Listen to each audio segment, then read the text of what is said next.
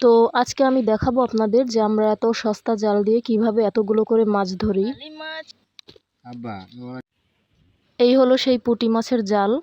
আর আমরা পুরো প্রসেসটা দেখিয়ে দেব যেটা কিভাবে পাততে হয়। এখানে ডাল বাচ্ছে জালের এক মাথায়, আর এটা কিন্তু নদীতে গিয়ে গেঁথে দেবে। তো জালের এক মাথা ওপার গিয়ে গেঁথে দিয়েছে, আর আরেক মাথা এপার এসে গাঁথবে।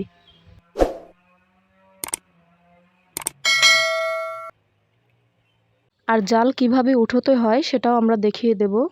জাল পাতার 2 থেকে 3 ঘন্টা পর কিন্তু উঠিয়ে নিতে হবে। তাই দেখতে থাকুন আমরা কটা মাছ পেলাম সেটাও কিন্তু আজকের ভিডিওতে দেখিয়ে দেব।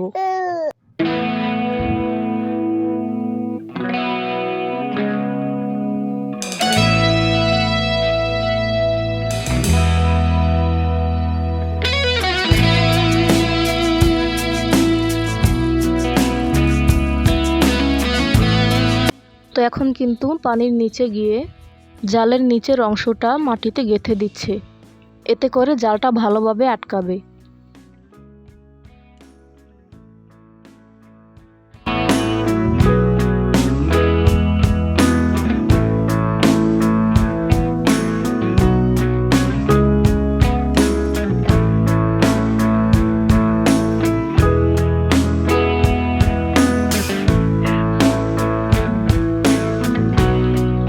তো একটা মাছ কিন্তু অলরেডি জালে ফেসে গেছে, যেটা আমার হাজবেন্ড নিয়ে এলো।